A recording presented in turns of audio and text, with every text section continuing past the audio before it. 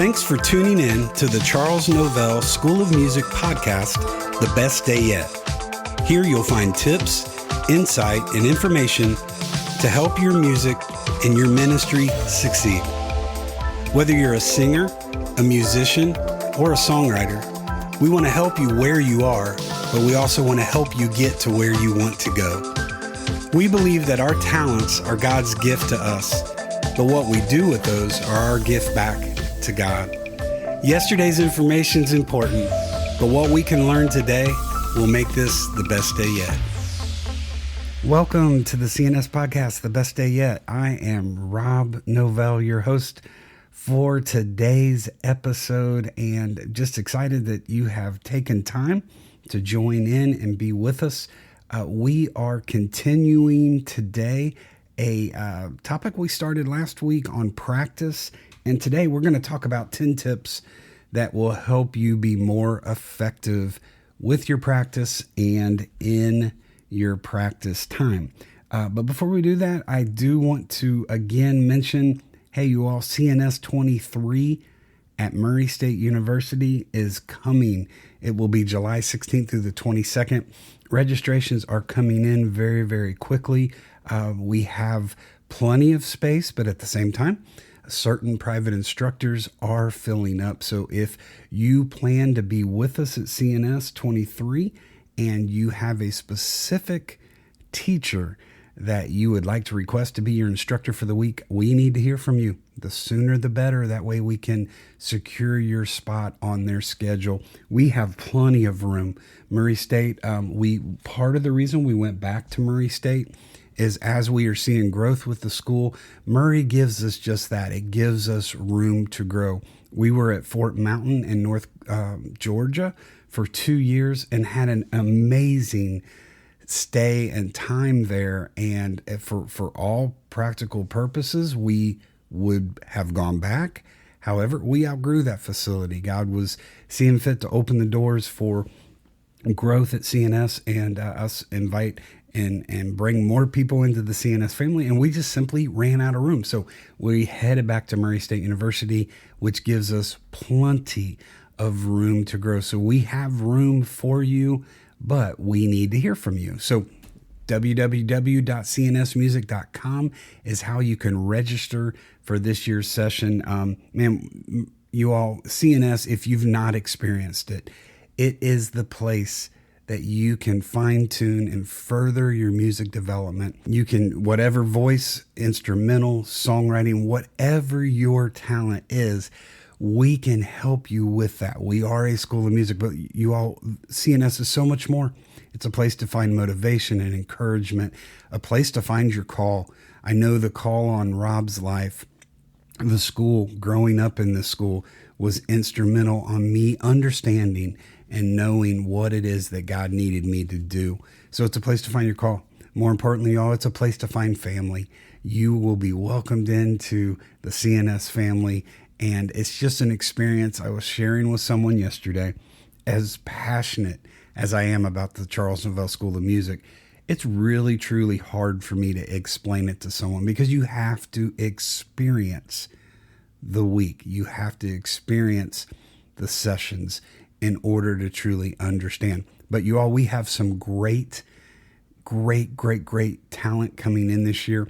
Our CNS staff is full of individuals that are gifted and called, but yet anointed to teach and to impart into you musically, to impart into you personally, and to impart in you spiritually. So we have an incredible staff, vocally, instrumentally, songwriting. But we also have a list of guests coming in that are, you all, second to none in the field of Christian music. Michael Booth is going to be with us for the majority of the entire week. That's just crazy for me to even say as those words come out of my mouth.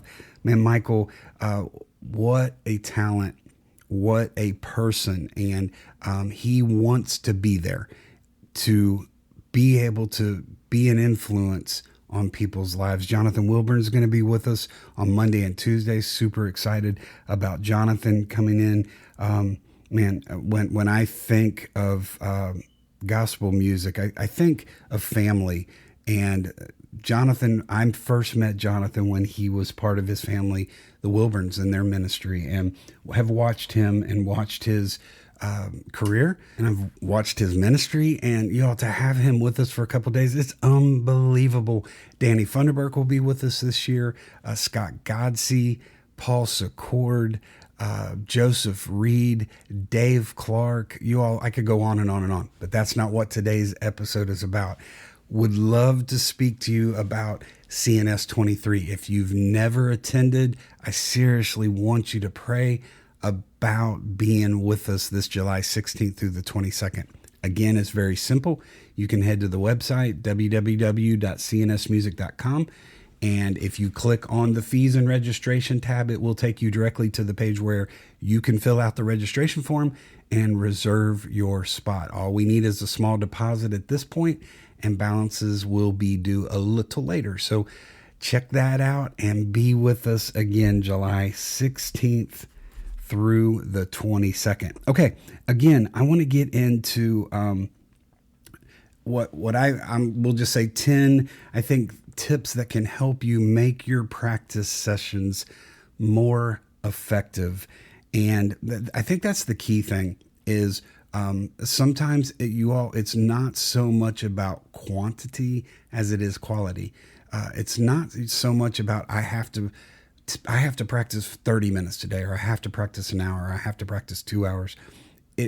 It's about what you get accomplished during whatever time it is that you can set aside on that day. So let's talk these 10 things. Number one, you need a conducive and comfortable atmosphere to practice in. What do I mean by that? You need your happy place, as I like to call it. I think I mentioned last week in the podcast, entering my studio, there's a sign that says, "This is my happy place." And that's what music does for me, you all. I've said it this way: we should not endure what we do. We should enjoy what we do. So even in this area of practice, you need to have a space set aside that you're going to feel comfortable to come in and get something accomplished. Get the right setup. Whether you prefer to practice in a quiet space, or somewhere that's maybe a little more stimulating. I know for me, my studio is in my basement. There are windows in my basement and there's a door in my basement, but where my room is situated and my setup with my studio, I do not have windows. Windows are distractions for me. I can look out and see a bird or a squirrel. Y'all, I love squirrels. I can look outside and see a squirrel and totally go squirrel and lose focus of what's going on. So for me, it's a little better, but for you, maybe having a window where the sunlight is coming in and you see the trees and you see the flowers and you see God's handiwork outside of your window, that might be a better setting for you. If you're a songwriter, maybe not a dark, secluded place is the best place for you to write happy songs. So find an environment that is comfortable for you. Now, I do say this. I think it needs to be free of distractions. What are distractions? TV.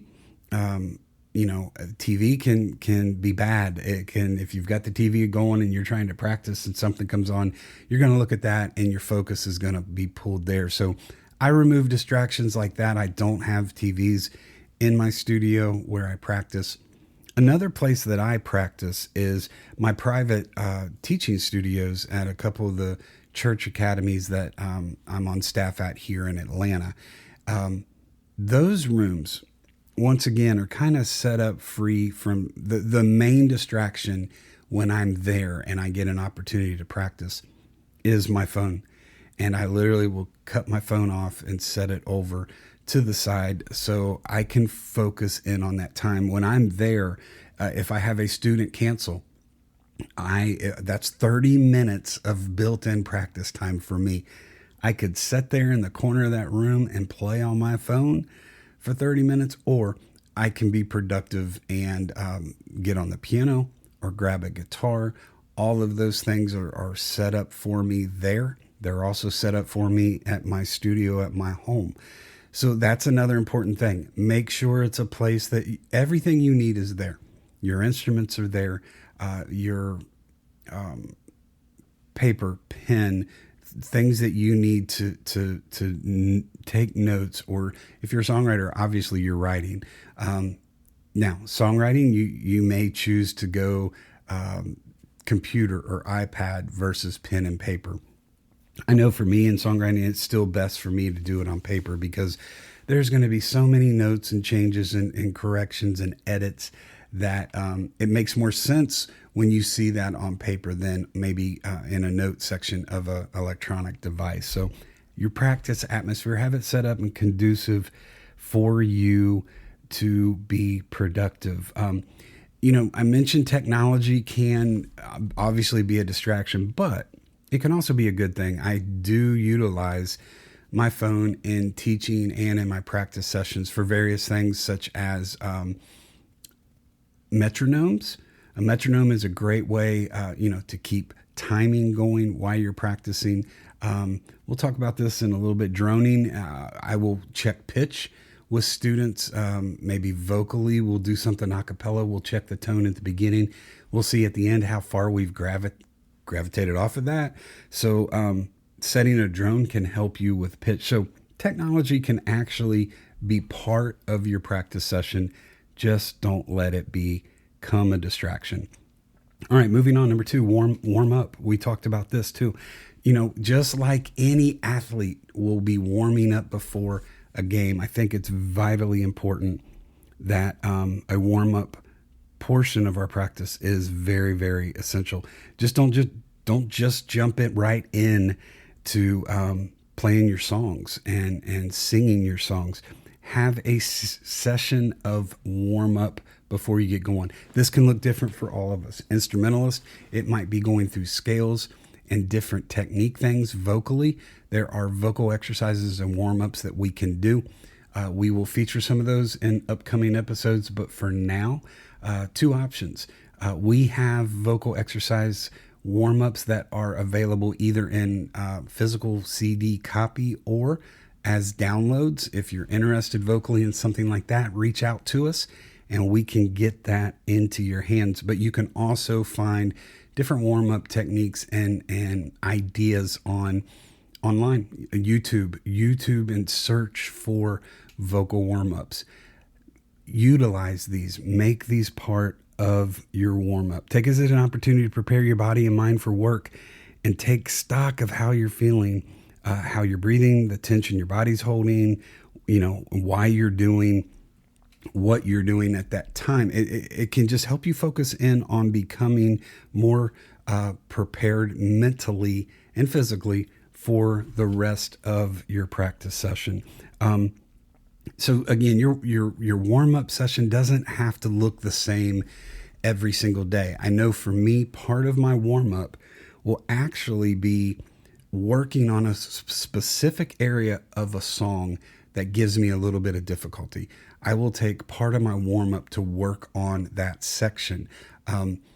Instrumentalist, if you are working and getting ready to practice on a song in a certain key, warm up with finger exercise or arpeggios from that exact key. That can change. Today I might be doing something in E flat. Tomorrow it might be the key of G major. So the look of your warm up can change maybe from day to day, but having a portion set aside at the beginning of your practice for warm up is just extremely essential. Number 3, have a goal. Have a goal set in mind when you set out to practice each day. Playing through all your old music isn't the same as practicing. I will talk with my students during a given week and I'll be like, hey, did you practice this week? Yeah, man, I went through, this and that. Or I'll say, okay, well, let's hear your assignment. Let's hear what you were supposed to be working on. And they'll play it. And I'm like, I thought you said you practiced. Well, I went through I played a bunch of old songs that I already knew. That's not necessarily practice, you all. That can be part of your warm-up routine. I know for me, in this whole area of goals, there are 3 areas in my practice session that I have available to me. I will practice old material like we're talking. I will practice things that I am currently, say, staging when I go out and do a service or a concert. And then the third aspect or area of my practice session is songs that I'm working on that probably will not stage for another potential 6 months because they're just not ready to go yet. There are certain days that during my practice, and that goal for that practice session is, man, I've got to, today I've got to take care of this portion of this song that I'm working on. I can get in that practice session and that particular day, things aren't going real well. Apparently I didn't warm up enough to get in the right mindset because I've got all kinds of thoughts running and I'm just spinning my wheels. This goal is not going to be met today on this current song. So if I run into a situation like that, I will go back and practice older material and go through things that I have previously played. Because again, I want to make use of that practice session. There are times then that I can shift gears and, okay, well, this isn't working. You know what? I'm going to go over here. I plan on doing this song 6 months from now. And you know what? It needs work, so I can work on that. So having those three areas for me gives me a chance just to kind of spin around during my practice sessions. And all of that is achieving a goal of that practice session. And ultimately for me, my goal when I sit down to practice is literally you ought to get something accomplished during that time. The fourth thing, be realistic. I tell my students this all the time. What you get out of your music is what you put into your music. I use the ATM analogy a lot. How does an ATM work? You go to an ATM and you withdraw money, correct? The only way you can withdraw money is if you have deposited money into your account. So I'll have students show up and again, they'll play and I'll be like, I thought you said you practiced. And well, I did last night. Okay. Well, what about the 6 days prior to last night, in between our lesson last week and today? And I find out a lot of them put things off to the last second. Y'all be realistic. You got to understand that a daily practice routine is what is required for you to go a next level in your music. Man, my dad would say it this way. He told me over and over, Robbie, nothing comes for free. You got to roll up your sleeves and you got to do the hard work. You got to put in the time. So we got to be realistic in our thinking of this. If we do not have a daily practice routine and we are not going through things on a daily basis, man, it's going to take you all longer to get back to point 3, to your goal. It's going to take you longer to get to where you want to be if you're not putting in consistent time and consistent effort. Y'all, you can find, going back to setting a practice atmosphere and a practice space. I know a lot of you vocalists. The best place for you to practice is in your car, in your commute to work and back, or in your commute warming up from the motel or hotel to the church that you're singing at on Sunday morning. Spend some time warming up and being realistic. How you are going to perform that day may very well depend on the practice that you've put in prior to, and then the warm up that you've put in prior to. The fifth thing, identify and overcome problem areas. I think this is key and vital. You've got to realize where your shortcomings are and work on those. At CNS, we are kind of one of our company lines is we want to help you build your strengths and develop your weaknesses. We want to find those areas that you need help in, point them out to you, give you tips and suggestions and a plan of attack to overcome those. So in your practice session, realize it may be a particular song. It may be a scale passage or a chord just that is maybe hard to think, hard to attack, hard to execute. vocally, it may be a certain run that you have to do in a song. It just simply may be finding that starting pitch of the chorus. Find those areas, isolate them, identify them, and work on them. You will see that this is going to do nothing but build your confidence when you go to perform that particular song and you get to that particular area. I know for me, everything, you all, stems around my level of confidence when I'm performing. If I have practiced it and I have worked on those problem areas, I'm more attentive to those spots when I get to a performance opportunity, and it allows me to think it through. It allows me to execute it a little bit more properly because I have identified it, I've isolated it, and I have worked on it in my practice session. Not every problem should be approached in the same way. If it's a rhythmic problem, try practicing the rhythm alone on a table, or just, using one note alongside a metronome. So you don't have to think about all the notes that are involved. What do I mean by that? All you're simply doing is working the rhythm pattern. Da da da da da da da da da. Instead of I love the Lord, He is my only source. I don't know. I just wrote a song right there. If you like that and felt inspired, finish it. Let me know. I'll send you a publishing agreement, and we'll split all the money we make off that. My point again is isolate just the rhythm and work just on the rhythm. If it is a diction thing or a enunciation or pronunciation issue, we're the light of the earth. I've heard that we're the light of the earth. If it's, don't worry about we're the light of just work on just rhythm. Bump, bump, bump, bump, bump, bump, bump. Isolate just that spot, work on that. It doesn't have to be the big picture. We can zoom it in a little bit and focus just on the rhythm. What we're doing, allows us to work smarter, not harder. We're not having to worry about notes and rhythm at the same time. The rhythm is the problem. So we are pulling the rhythm out and working on the rhythm. So just a few things there to think about in the area of identifying and overcoming your problems. The next thing, this one, being a musician is so much more than just playing the notes. Being a musician is so much more than just singing the notes. You're in your practice session.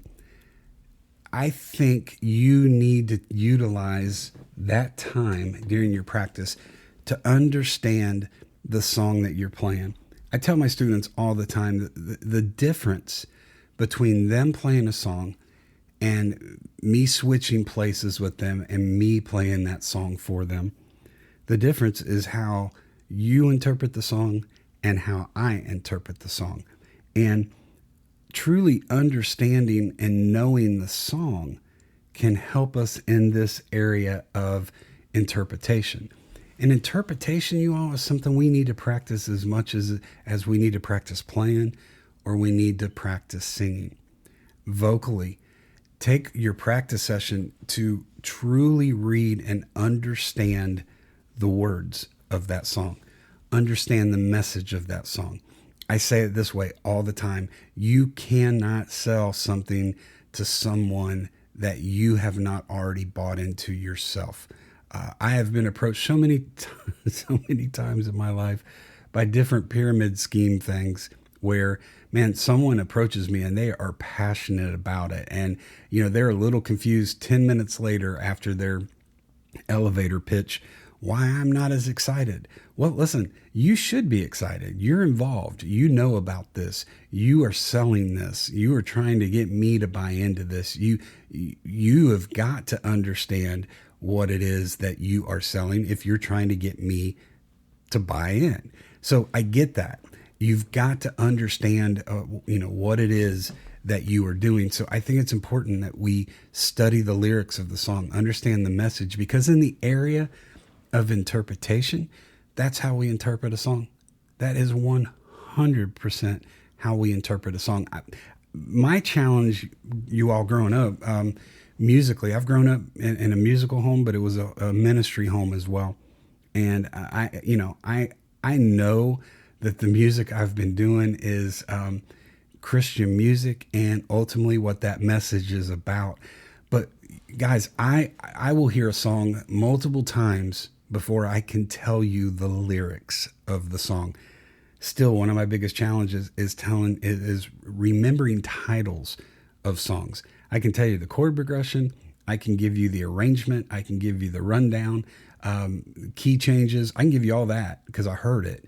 But musically, that's what sticks with me first and foremost. So then it's lyrics that come secondary for me. So this is a little bit more of a challenge for me than maybe it is for you. But I like to say it this way. We talk about song selection is so important. And we talk about this a lot at CNS. When you're picking songs to sing, you have to pick songs that you understand the story, you understand the message, because if you have been healed of the Lord, if he has come in and physically touched your body, then you are a candidate to sing songs about healing, because God has showed you personally what it is like to be touched by the Master's hand. So then you can interpret that song from a personal standpoint of understanding what that process was. We watch American Idol and The Voice. We are singing show junkies here in the Novell house. And one of the funniest things to me is to see some 13 or 14-year-old get up and sing a song about having their heart broken. Man, they're 14. Maybe they've experienced it, but they've not experienced that like someone in their mid-30s may have experienced. So I think it's vitally important that we understand what it is we're singing about. Take your practice time to really research the song and understand what it would take to properly interpret and deliver that song. The seventh thing, write on your music, instrumentalists, write on your music. What do I mean by that? Make notes. There is nothing wrong with putting some notes and markings on your music. Now, I frown upon my students coming in and having written the letters under every single note on their music. Why? Well, again, you're not being realistic with this. You're pushing your goal of learning to read music further down the road by filling in every single note. Now, there's two sides to this. Number one, you have to, when my students do this, it shows me that they understand what those lines and spaces are because they're identifying those notes correctly. At times I have to correct them because they'll miss one and we'll have to visit that. But the human nature in us is this.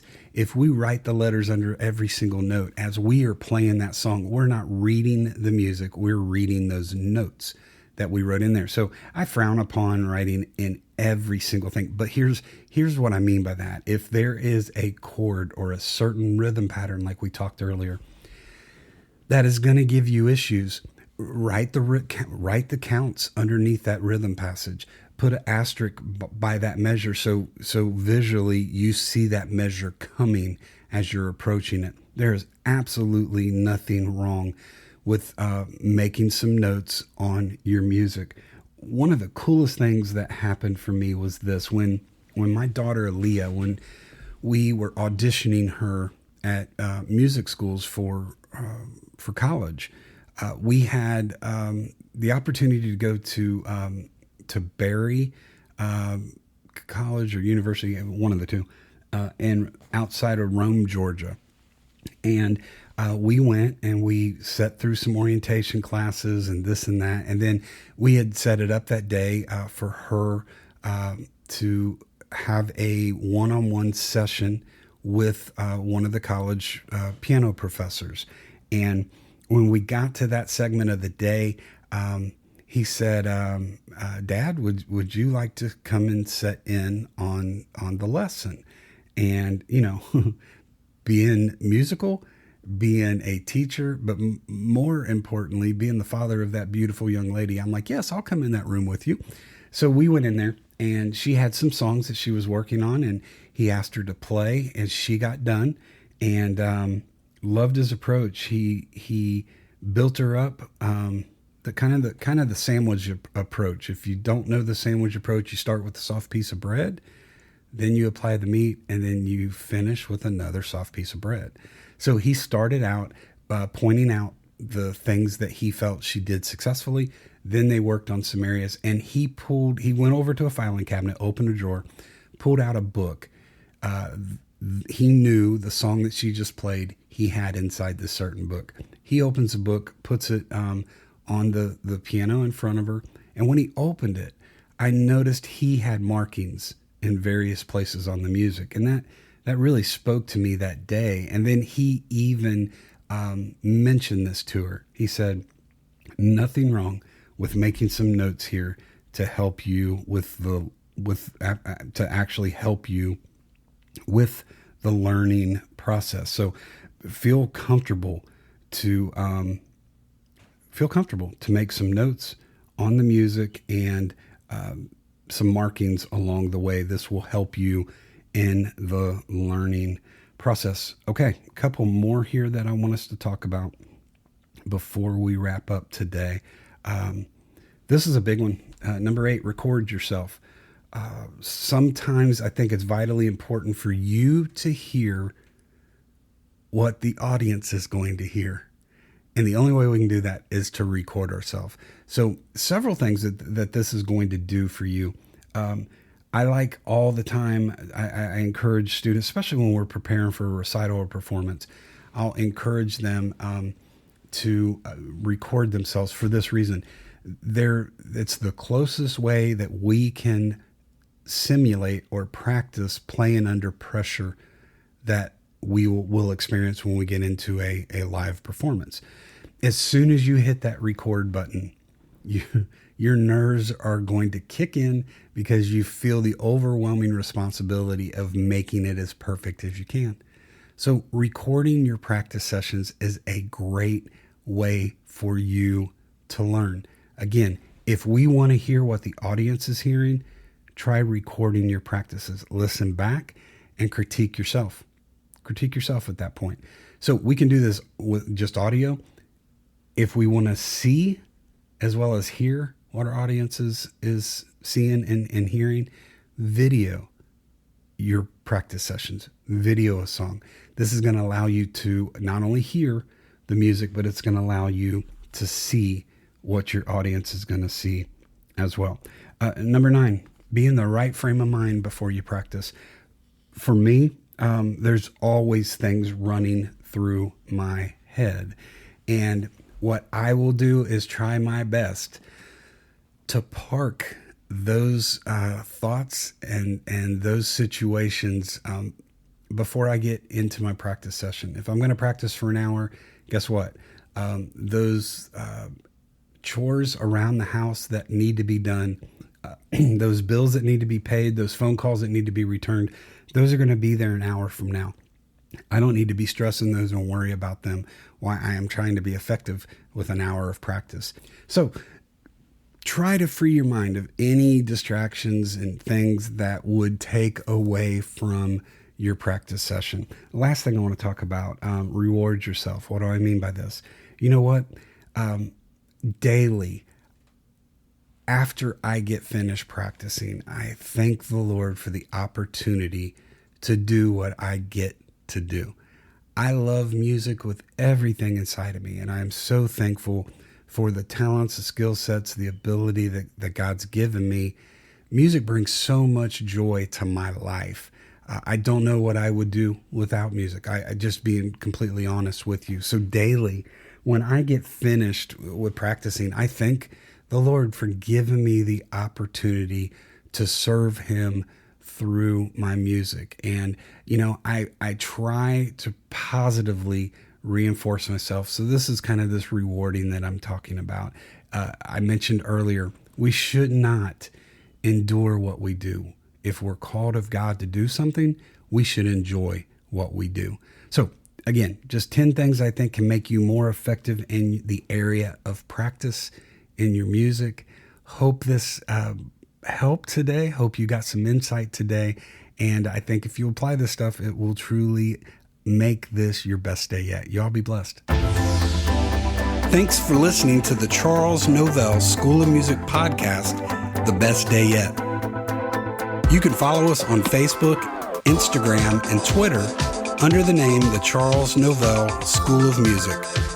And for more information on CNS and our upcoming events, like our online school, our weekend regional sessions, our creative coaching, and our pastor's retreat, you can visit us at our website at www.cnsmusic.com. As you've listened to this episode, we hope that you've gained some information that you can apply to your music and to your ministry to make today the best day yet.